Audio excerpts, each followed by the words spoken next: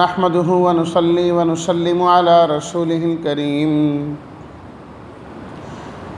أما بعد فأعوذ بالله من الشيطان الرجيم بسم الله الرحمن الرحيم إن الذين كفروا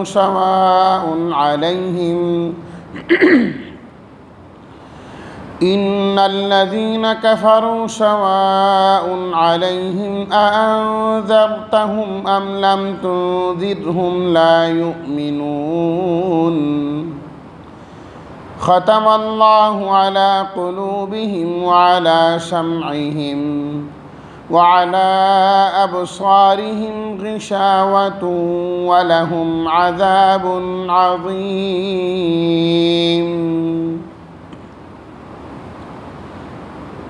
یقیناً وہ لوگ جو کافر ہیں برابر ہے ان پر آپ ان کو ڈرائیں یا نہ ڈرائیں ایمان نہیں لائیں گے۔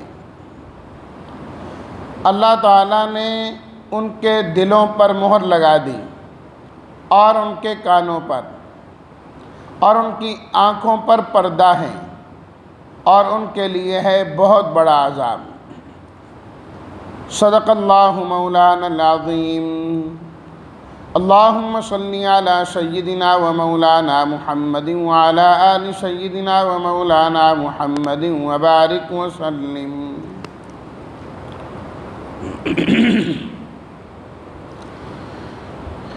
قرآن مجید کتاب ہدایت ہے اور کامل ہدایت ہے۔ جو اس کتاب ہدایت سے کامل ہدایت حاصل کرتے ہیں انہیں مؤمنین متقین کہا جاتا ہے، اور دوسری جماعت قرآن مجید سے جو بالکل نفع حاصل کرنے والے نہیں ہیں انہیں کافر کہا جاتا ہے، کہ جو ظاہر باطن سے انکار کرتے قرآن مجید سے ہدایت نہیں پایا کرتے ان کا تذکرہ آج کی پڑھی گئی ان دو آیات میں کیا گیا ہے، آیت نمبر 6 اور آیت نمبر 7 کے اندر۔ فرمایا کہ ان الذین کفروا وہ کافر لوگ ہیں، انکار کرنے والے لوگ ہیں، اور یہ انکار کی اس درجے تک پہنچ چکے ہیں کہ اب وہاں سے واپسی کی کوئی صورت نہیں رہی، انہوں نے نہیں ماننا۔ یہ خاص قسم کے کفار کے بارے میں فرمایا گیا ہے۔ ابو جہل، ابو لہب، عتبہ، شیبہ، اس قسم کے کافروں کے متعلق ان آیات میں فرمایا گیا ہے، ورنہ بہت سارے کافر وہ بھی ہیں جو واپس آ جاتے ہیں اور ان آیات کے نازل ہونے کے بعد بھی وہ ایمان لائے، وہ مسلمان ہوئے۔ تو ہر کافر اور سب کافروں کے لیے یہ نہیں ہے کہ آپ ان کو ڈرائیں نہ ڈرائیں، انہوں نے ماننا ہی کوئی نہیں، دلوں پر مہریں لگ گئیں پکی پکی اور آنکھوں پر پردے آ گئے۔ یہ خاص قسم کے کفار کے بارے میں ہے۔ ان الذین کفروا، کفر کا لفظی معنی ہوتا ہے کسی چیز کو چھپانا، اردو کے اندر بھی استعمال ہوتا ہے کفران نعمت کرنا، کہ محسن کے ناشکری کے معنی میں ہوتا ہے، وہ محسن کے احسان کو چھپانا، کہ ایک نے احسان کیا ہے یہ احسان نہیں مانتا تو اس کے احسان کو چھپا رہا ہے وہ، اور دین کی اصطلاح میں، شریعت کی اصطلاح میں کفر کہا جاتا ہے کہ جن چیزوں پر ایمان لانا ضروری ہے ان میں سے کسی ایک چیز کا انکار کر دینا یہ کفر ہوتا ہے۔ ایمان لانے کے لیے سب ایمانیات کو تسلیم کرنا ضروری ہے، سب کو ماننا ضروری ہے، لیکن کفر اختیار کرنے کے لیے، کافر بننے کے لیے ساری چیزوں کا انکار کوئی ضروری نہیں ہے۔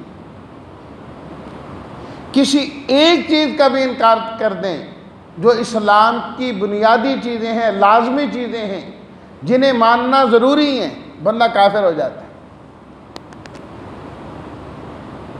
اللہ کو نہیں مانتا، سب کچھ مانتا ہے، کافر ہے۔ اللہ کو مانتا ہے، اللہ کے رسول کو نہیں مانتا، کافر ہے۔ اللہ کی کتاب کو نہیں مانتا، کافر ہے۔ کفر کے لیے ساری چیزوں کا انکار ضروری نہیں ہوتا، کسی ایک چیز کا انکار کر دینا یہ کفر ہے۔ اور پھر قرآن مجید کو اگر ہم دیکھیں مختلف جگہوں سے تو یہ بات سمجھ میں آتی ہے کہ کفر کی آگے کئی اقسام ہیں، کئی طرح کا کفر ہے۔ ایک کفر کیا ہے؟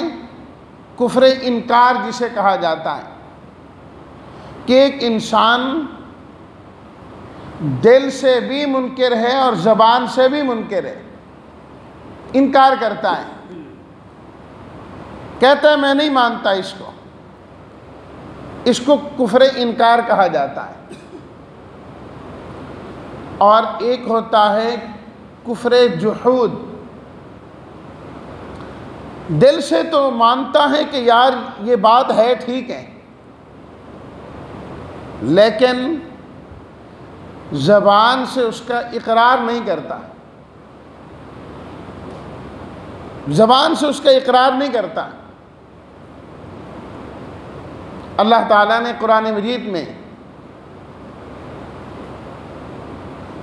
فرعونیوں کا ذکر کیا، فرعون کا ذکر کیا، اور اس میں فرمایا وَجَحَدُوا بِهَا وَاسْتَيْقَنَتْهَا أَنفُسُهُمْ ظُلْمًا وَعُلُوًّا۔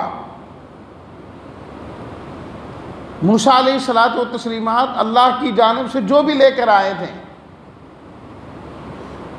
انہوں نے انکار کیا، نہیں مانا، کفر کیا، لیکن اللہ تعالیٰ فرماتے ہیں وَاسْتَيْقَنَتْهَا أَنفُسُهُمْ، استيقنت، یقین، ان کے دل یقین کرتے تھے کہ ہیں یہ سچے ہیں، دل سے یقین تھا انہیں۔ ظلماً، فرمایا ظلم کر رہے تھے اپنے اوپر ہی، کہ دل مانتا ہے کہ یہ بات ٹھیک ہے لیکن زبان سے اقرار نہیں کر رہے۔ اہل کتاب کو دیکھیے، دل سے تو مانتے تھے نا اور پہچانتے تھے لیکن زبان سے اقرار نہیں کرتے، یہ بھی کفر ہے۔ اور کفر کی ایک قسم یہ ہے کہ دل سے بھی انسان مانتا ہے کہ یہ ٹھیک ہے، زبان سے اقرار بھی کر لیتا ہے، اقرار بھی کر لیتا ہے کہ ہے ٹھیک ہے، گویا کہ پہچانتا ہے پورے طور پر لیکن اس کو مانتا نہیں ہے، مانتا نہیں ہے۔ آپ دیکھیں کتنے لوگ ہیں جنہوں نے نبی کریم صلی اللہ علیہ وسلم کی توصیف بیان کی ہے، آپ کا وصف بیان کیا ہے، کافر ہونے کے باوجود۔ ایک ہندو نے مستقل کتاب لکھی عرب کا چاند،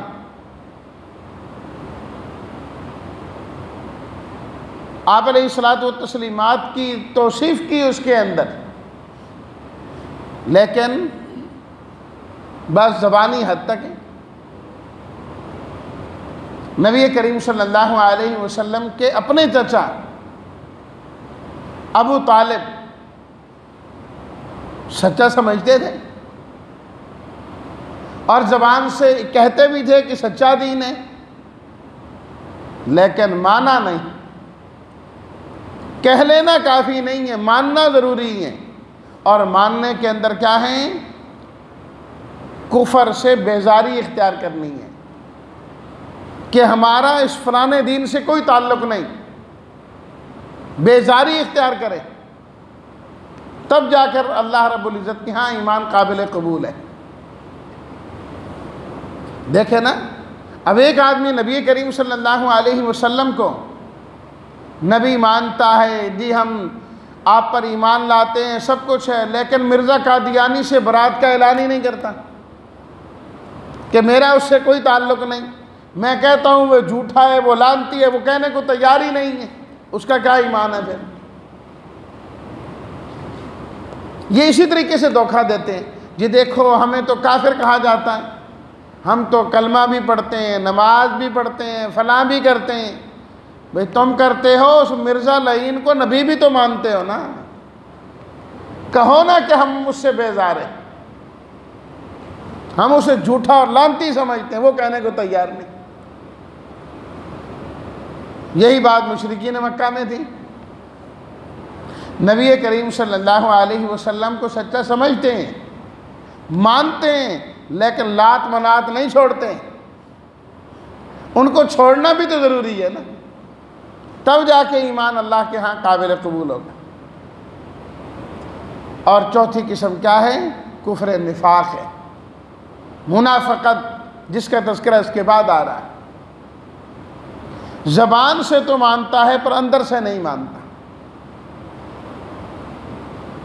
اسی طریقے سے قرآنی احکام، شرعی احکامات کی تعویل اس طریقے سے کرنا کہ اس چیز کا انکار کر دیں. کیا ہے جی؟ نماز کا مقصد تو صرف اللہ کو یاد کرنا، بس کر لو، نماز پڑھنے کی ضرورت ہی نہیں ہے. حج کا مقصد کیا ہے؟ عالمی کانفرنس ہونی چاہیے جی، بس اور کسی چیز کی ضرورت نہیں. ایسے لوگ موجود ہیں، میں کوئی ہوائی باتیں نہیں کر رہا، موجود ہیں ایسے لوگ. تو یہ کیا ہے؟ زندیق ہوتے ہیں. ان کو زندیق کہا جاتا ہے کہ کہنا کہ ہم مانتے ہیں، لیکن اس کی ایسی تفسیر کرنا جو قرآن و سنت میں ہے ہی کوئی نہیں ہے ہی کوئی نہیں ہے، اس چیز کے قائل ہو جانا، یہ بھی کفر کی ایک مستقل قسم ہے. فرمایا کہ یہ وہ لوگ ہیں جو قرآن سے ہدایت نہیں پایا کرتے، قرآن سے ہدایت نہیں پایا کرتے. ان الذین کفروا سواء علیہم اانذرتہم ام لم تنذرہم لا یؤمنون. برابر ہیں ان کے لیے، آپ کے لیے نہیں، ان کے لیے برابر ہے، آپ ان کو ڈرائیں یا نہ ڈرائیں وہ ایمان نہیں لائیں. کیا مطلب؟ جب ان کے لیے برابر ہیں تو جو تبلیغ کرنے والا ہے، جو دعوت دینے والا ہے، اس کے لیے برابر نہیں. وہ جتنی دعوت دیتا جائے گا، تبلیغ کرتا جائے گا، اللہ اس کا اجر بڑھاتے جائیں گے، اس کو ثواب ملے گا. ایک آدمی اخلاص کے ساتھ دعوت دے رہا ہے، اللہ کا اور اس کے نبی کا پیغام پہنچا رہا ہے، سننے والا مان جائے تو سننے والے کا فائدہ ہے، انکار کرے تو سننے والے کا نقصان ہے. جس نے دعوت دی ہے اللہ تعالیٰ نے اس کو اجر نصیب فرما دینا ہے. یہ نہیں ہے کہ تم نے دعوت دی اور لوگوں نے مانا ہی کوئی نہیں ہے، لہذا آپ کو کچھ نہیں ملے گا. نہ، نبی کریم صلی اللہ علیہ وسلم نے ارشاد فرمایا کہ اللہ نے جتنے بھی نبی بھیجے، انبیاء بھیجے، ہر ایک کو ایسے معجزات دیے جنہیں دیکھ کر انسان کو یقین آتا ہے کہ یہ اللہ کے نبی ہیں. لیکن فرمایا کہ اس کے باوجود قیامت کے دن ایسے انبیاء بھی آئیں گے جن کے پر ایمان لانے والوں کی تعداد بہت بڑی ہوگی، وہ کثیر تعداد میں ہوں گے. اور ایسے بھی آئیں گے جن کے ساتھ چھوٹی سی جماعت ہوگی، اور ایسے بھی آئیں گے جن پر ایمان لانے والے چند افراد ہوں گے، 2-4 آدمی ہوں گے، اور ایسے بھی آئیں گے جن پر ایمان لانے والا کوئی بھی نہیں ہوگا. ایسے بھی ہوں گے. لیکن کیا ہے، ان کی شان میں کوئی فرق نہیں، ان کے مقام میں کوئی فرق نہیں۔ اللہ نے جو مقام نبوت ان کو عطا کر دیا، جو شان عطا کر دی، وہ اسی طریقے سے ان کے لیے برابر ہے، وہ باقی۔ تو سواء علیہم، یہ لفظ قابل توجہ ہے، علیہم ان کے لیے برابر ہے کہ اب یہ اس درجے تک پہنچ گئے ہیں، آپ انذار کریں نہ کریں یہ نہیں ماننا ہے۔ اور انذار کیا ہے؟ کسی کو شفقت اور محبت کی بنیاد پر ڈرانا۔ جس طرح انسان اپنی اولاد کو، اپنے چھوٹے بچے کو روکتا ہے، بھی آ گئے اس کے پاس نہیں جانا، ادھر نہ جانا، ایک شفقت ہوتی ہے، اس کو کہتے ہیں انذار۔ اور ایک ہوتا ہے دھمکانا، جس طرح چور آتا ہے، وہ بھی تو ڈرا رہا ہے، حرکت کی نا گولی مار دوں گا، ڈرا تو وہ بھی رہا، اس کو انذار نہیں کہا جاتا۔ انذار شفقت کی بنیاد پر، محبت کی بنیاد پر ڈرانا۔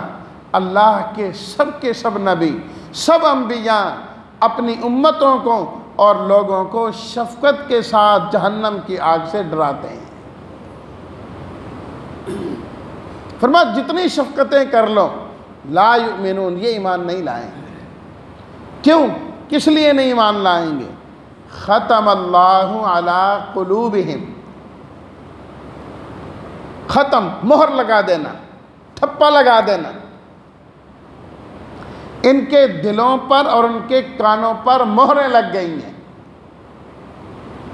اور جس چیز پر مہر لگ جاتی ہے اس کا کیا مطلب ہوتا ہے؟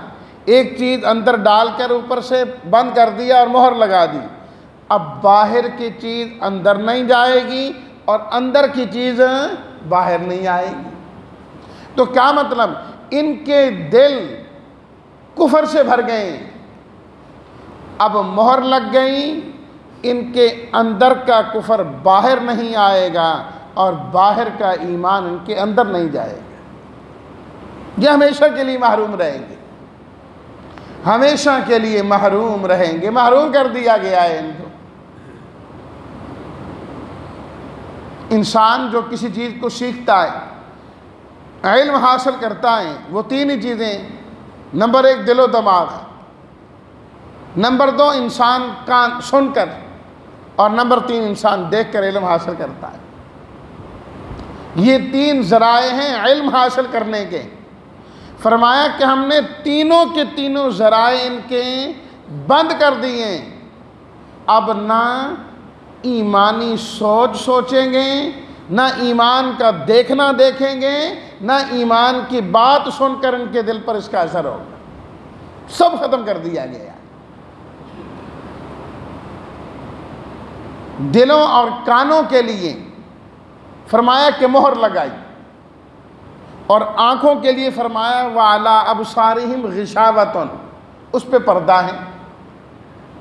اللہ نے تینوں چیزیں نہیں کہیں کہ ان کے دلوں پر، ان کے کانوں پر اور ان کی آنکھوں پر مہر لگائی، نہیں، دلوں پر اور کانوں پر مہر لگائی، وَعَلَىٰ أَبْصَارِهِمْ غِشَاوَةٌ، اور آنکھوں پہ پردہ ڈالا، اس لیے کہ جو انسان کا دل ہوتا ہے وہ کسی ایک طرف نہیں سوچتا، کہ سامنے کی طرف سے سوچے، دائیں طرف سے نہ سوچے، بائیں سے نہ سوچیں، پیچھے سے نہ سوچیں، دل کی سوچ کے لیے کوئی طرف متعین نہیں ہے۔ اور یہی معاملہ انسان کے کان کا ہے کہ انسان جب سنتا ہے تو اس کے لیے طرف نہیں کہ میرا یہ دایاں کان ہے تو میں دائیں آواز سنوں گا اور کوئی نہیں سنوں گا، نہ، آگے سے آواز آئے گی میں تب بھی سنوں گا، اوپر سے آئے گی تب بھی سنوں گا، پیچھے سے آئے گی تب بھی سنوں گا۔ تو دل اور کان ایسی چیزیں ہیں، یہ ہر طرف سے کام کرتے ہیں، اور جو آنکھیں ہیں وہ صرف سامنے کی طرف ہی دیکھتی ہیں، پیچھے کی طرف نہیں دیکھتی، مڑنا پڑتا ہے اسے۔ تو جو ہر طرف چل سکتے ہیں، فرمایا ہم نے ان پر مہر لگا دی، اب یہ کام نہیں کریں گے، اور آنکھوں کے لیے فرمایا سامنے پردہ آ گیا، نظر نہیں آئے گا۔ ختم ہو گئی بات، اب یہ نہیں مانیں گے۔ اور یہ جو مہر لگی ہیں یہ ان کے اپنے کفر کی وجہ سے لگی ہے، یہ ان پر اللہ کی طرف سے کوئی ظلم اور زیادتی نہیں کہ اللہ نے جی ان کی ساری چیزیں معاف کر دیں، اب کیسے ہی ماننا ہے؟ بھی اللہ نے شروع میں تو معاف نہیں کی نا، پہلے انہوں نے کفر کیا اور کفر میں وہاں تک چلے گئے، اس انتہا تک چلے گئے کہ واپسی کی صورت ہی نہیں، اللہ تعالیٰ نے ان کو بالکل ہمیشہ کے لیے محروم کر دیا کہ ٹھیک ہے اب جاؤ، تمہاری ضرورت ہی کوئی نہیں۔ یہ ہوتا ہے گمراہی کا بالکل انتہائی درجہ، بالکل اس سے آگے گمراہی کوئی نہیں ہوتی۔ گمراہی شروع کا جس طرح ہدایت کے میں نے مختلف درجات بیان کیے تھے نا، اہدنا الصراط المستقیم پر، اسی طرح جو گمراہی ہیں اس کے بھی مختلف حصے ہیں۔ سب سے پہلی گمراہی کیا ہے؟ انسان دین حق کے بارے میں شکوک اور شبہات میں مبتلا ہو جاتا ہے، یہ گمراہی کی پہلی سیڑھی ہے، شکوک اور شبہات۔ بار بار قرآن مجید میں اللہ تعالیٰ نے فرمایا بل ہم فی شک، یہ شک میں پڑے ہوئے ہیں، فی ریب، یہ ریب میں پڑے ہوئے ہیں۔ دوسرے نمبر پر ضلالت ہوتی ہے کہ اس شک کو اپنے دل میں پکا کر لیا جائے تو ضلالت آ جاتی ہے۔ اور تیسرے نمبر پر جدال ہے، جھگڑا، کہ بری بات، غلط بات انسان میں اتنی پکی ہو گئی، انسان نے اسے قبول کر لیا، اب اگر اس کو کوئی سمجھانے کی کوشش کرے تو لڑتا ہے آگے سے، جھگڑتا ہے آگے سے۔ یہ گمراہی کی تیسری سیڑھی ہے۔ اور پھر چوتھی سیڑھی کیا ہے؟ اسے کہہ دیا جاتا ہے مہر لگانا، جس کا اس آیت میں تذکرہ آیا، طبع اللہ علیہا، ختم اللہ۔ یہ گمراہی کا وہ حصہ ہیں یہاں سے واپسی نہیں ہوا کرتی، اس لیے فرمایا وَلَهُمْ عَذَابٌ عَظِيمٌ، ان کے لیے بہت بڑا عذاب ہے، ان کے لیے بہت بڑا عذاب ہے۔ یہ آخرت کا اس کے ساتھ تعلق ہے۔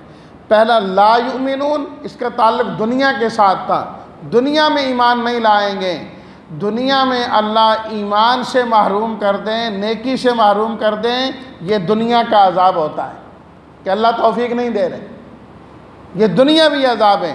وَلَهُمْ عَذَابٌ عَظِيمٌ، جہنم میں پھینک دیں، یہ آخرت کا عذاب ہے۔ اللہ ہمیں دنیا اور آخرت دونوں عذابوں سے محفوظ فرمائیں، یہاں ایمان اور نیکی کی توفیق دیں، اور آخرت میں اللہ اپنے فضل سے ہم سب کو جنت میں داخل فرمائیں۔ وآخر دعوانا ان الحمد للہ رب العالمین۔